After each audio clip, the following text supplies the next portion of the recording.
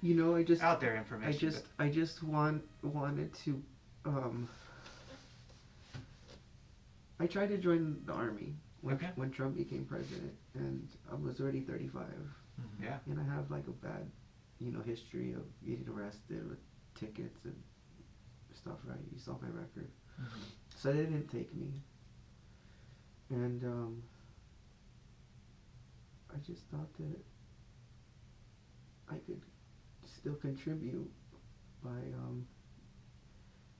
didn't take an oath, but I could still stand up for those same things on my own. Mm-hmm. I don't gotta get a paycheck. I could still be do those things, and I wanted to go to the rallies to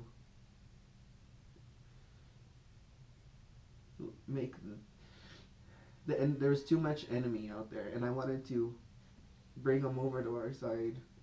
I don't. When I say our side, I still feel like I'm on your side. Like Mm-hmm. we're on the same side, even though you're Like you said, the Patriot side, right? Like you're. I don't. It was so fast. I was a good guy, and then instantly I became a bad guy. Mhm. Well, tell me about that, Danny, because you said Wars and. I just saw that there's people that have taken over this country from inside. Mm-hmm. Globalists and unelected officials, elitists.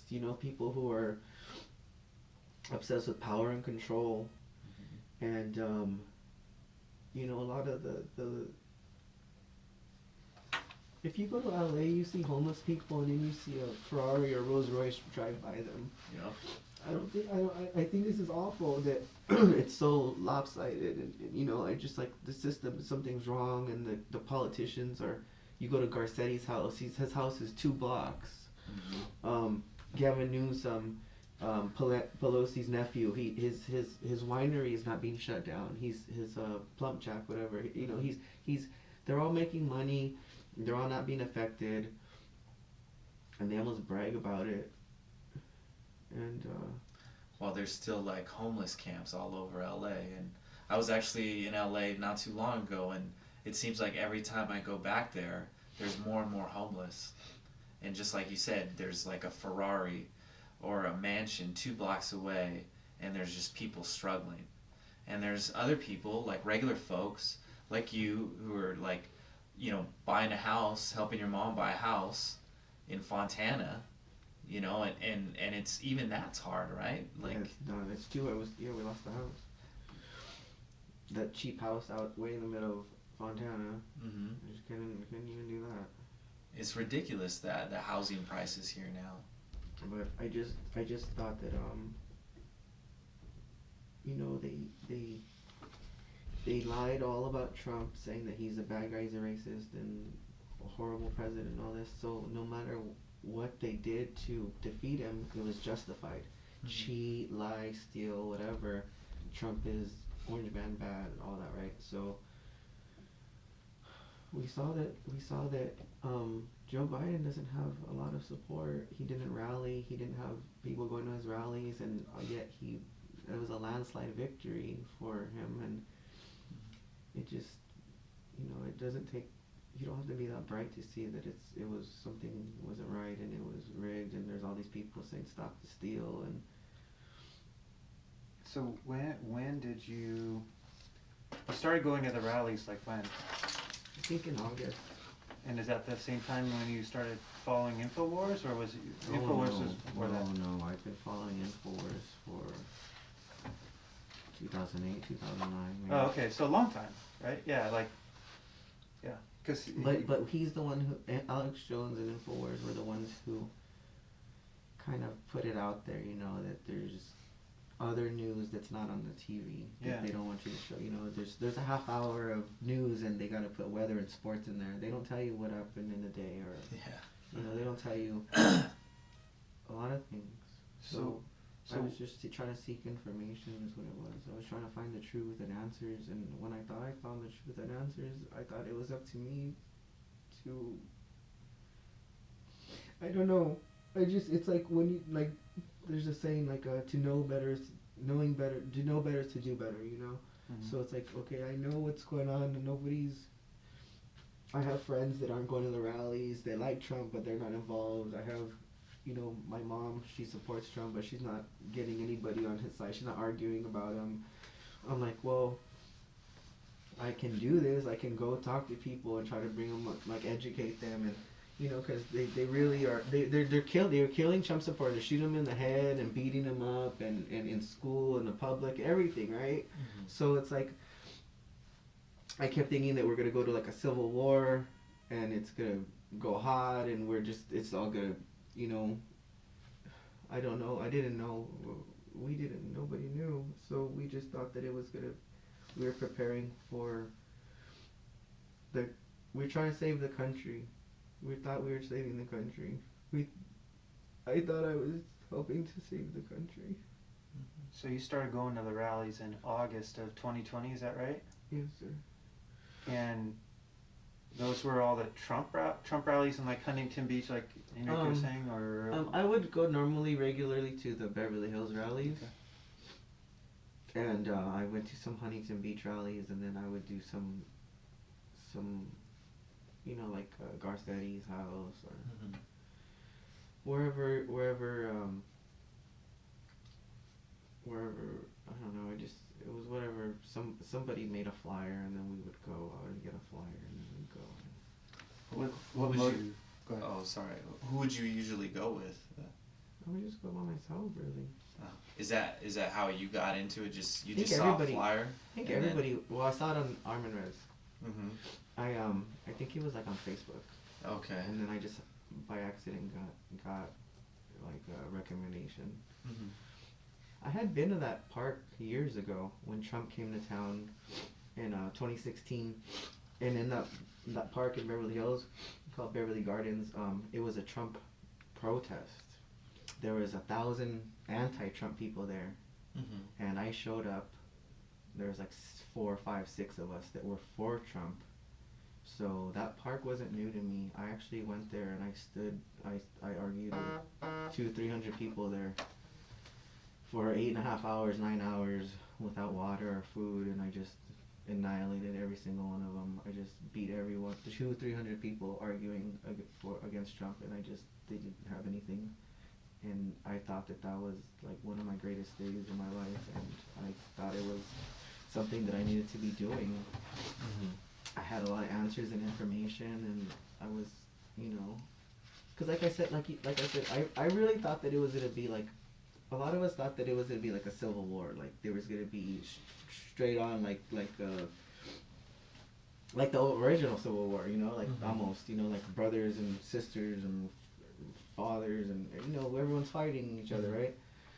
So, in my mind, I felt that the more people before it gets to that point, the more people I can educate or bring over, or just make them neutral, or see that, I'm a Trump supporter and they're lying about us, and talk to me or something. I was just trying to make it better in any way I could.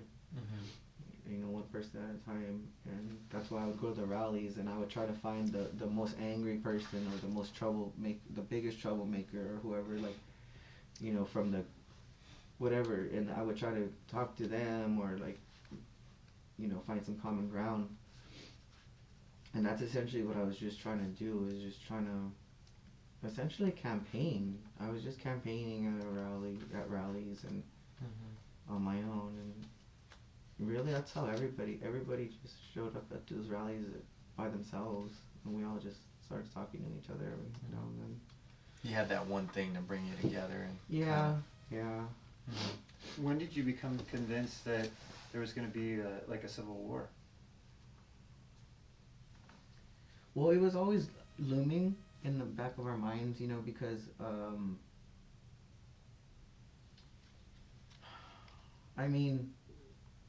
it almost happened with Hillary and Trump, because we felt Hillary. See, the Trump movement happened then with Hillary in 2015, 2016, and everything. So we all thought that there was gonna be civil war then. We all didn't trust Obama. We're learning about like Jade Helm and the FEMA camps, you know, why are they ordering all these body bags and what's all this military movement and, you know, these plastic coffins and like there's just hundreds of thousands, you know. Mm-hmm. So it started like triggering reactions and in my mind that like, you know, this country is, I mean, that's how Rome fell. Rome fell from within, right? Sure. I mean, it was, so it's like now the people in America are, it's being infiltrated and they're taking it down from within. So Trump became president, Trump became president. and you wanted to join the army in response to him Yeah. like, becoming president? I actually did, yeah. That's yeah. cool. Yeah, I actually went to go to the recruiting office and try to join. And at that time, Trump was still seen as like not a good person. Like it Right. well, it was in the very beginning, and I went in there with my I volunteered for Trump. I did door to door and everything. I went there to the recruiting office with my Trump shirt and I got some weird looks. And I was like, man, you guys are not for Trump here. Like I don't get it. But they just didn't follow politics. Yeah.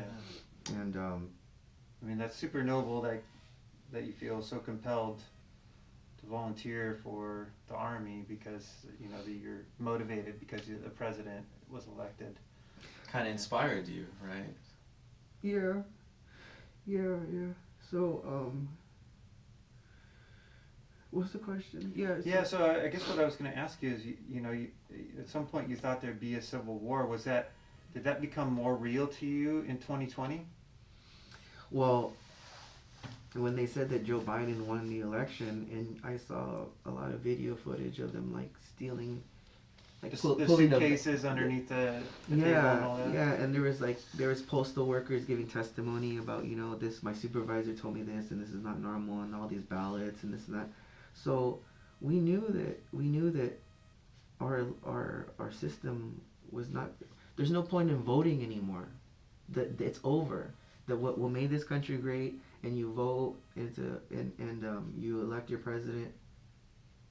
We can't even do that anymore. Like they saw that. I think my beliefs are that an overwhelming number of people came out to vote for Trump, and he actually did win that election, the popular vote and the electoral vote. Mm-hmm. And I think that they saw that he was just so popular and he's not going to lose his re-election because the economy is so strong. Then they brought up the virus, and I think the virus was meant more to kill the economy than to kill people. It was really hurting his reputation, you know, because he has a ego and a big reputation for being a businessman and all that, and then they just want to blame him for. Anyways, they made sure that the election was lost and there's no point in voting anymore. So it's like I'm thinking they're gonna come around they're gonna come around us up. Mm-hmm. The Trump supporters? Yeah, we always felt that the Trump supporters were to get rounded up, even when it was Hillary. Sure. I mean, I'm thinking right now, like, that's kind of a scary thought, right? To, like, feel like you're gonna be rounded up for what you believe. It's reality. You know? Yeah, that's scary, right? What'd you guys do to kind of prepare for that, or like, cause if it was me, I wouldn't just let that happen, right? What do you mean?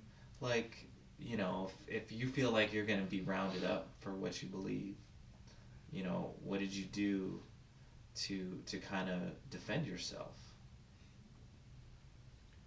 Well, there's not much I could have done. I mean, I'm not financially stable that I couldn't be home. Mm-hmm. I don't really have anywhere to go. So you're saying like I could have been homeless and been living in a tent or something, you guys wouldn't have found me. Well, did you bond together with any of the other Trump supporters to try to figure out like how you're gonna make a game plan, or? I was afraid of everybody. No, I didn't talk. I really didn't want to tell anybody anything about what happened. Because when I think about like defending yourself, because I know you were. Did I plan with somebody else to do something? No. Did we make plans? Did we organize? And no, it was all by like. Well, I'm asking about because you were attacked, right, at a protest.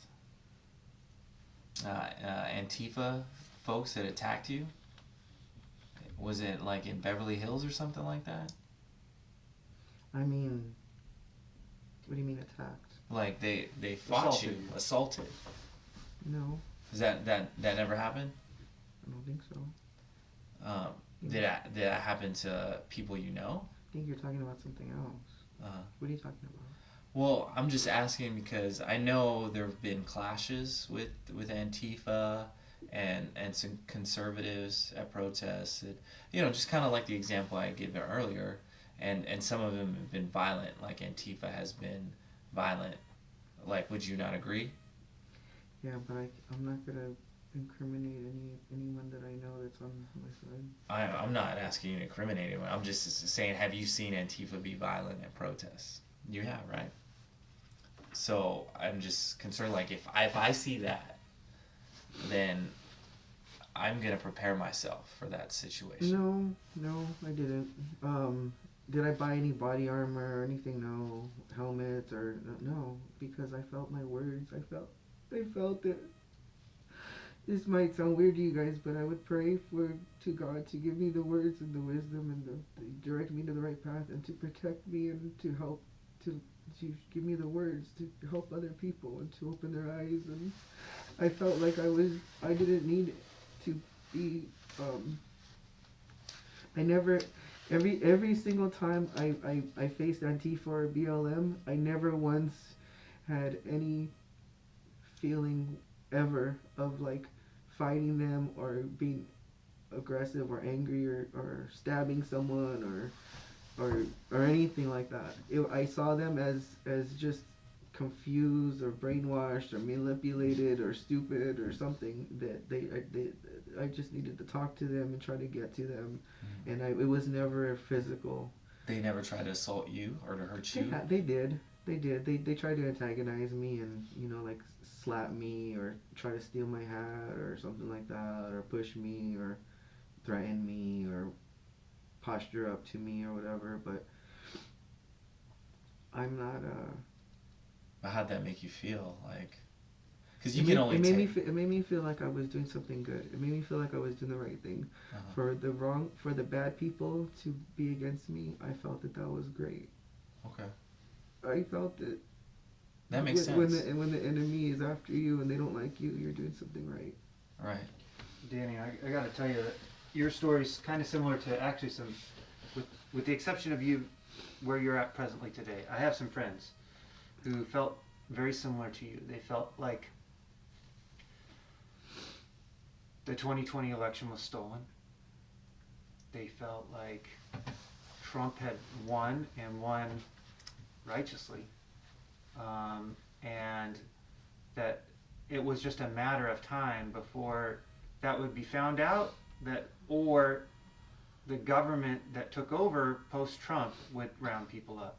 Yeah, that's. And in response to that, talking about QAnon and all that. Yeah, some of that's Q stuff for sure. And in response to that, people did a lot of things. They went out and they made preparations for their family. They had bug out bags. They did all sorts of stuff. Was there any of that kind of stuff that went on for you? Like, did you make any preparations thinking like the government's going to come round me up? I need to get a bug out bag, or I need to buy extra food and store it up because we might be hunkered down here at home for a while. If I was financially better or well off, I probably would have. Yeah, it just didn't happen. I just don't have the means. I see. So you go to the rallies in August. All my extra money was going to gas money to get to a rally. Yeah. So you go to the rallies from August through the election, right?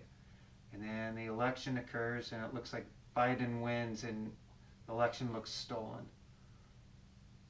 Fill us in the gap now. That's like mid-November of 2020. How do you get to January 6th? Like, what else happens in that period of time? Trump called us to DC. Tell me about that. How did he let you guys know to come to DC? If he's the commander in chief and the leader of our country, and he's calling for help. I thought he was calling for help. I thought he was. I thought we were doing the right thing. I thought we were just. I had no plans of what was gonna happen. I didn't know what was gonna happen. I'm not a leader of anybody, and I felt what was good intentions of going and being involved and being a part of and joining whatever. I didn't know what was gonna happen. I really didn't. I've never seen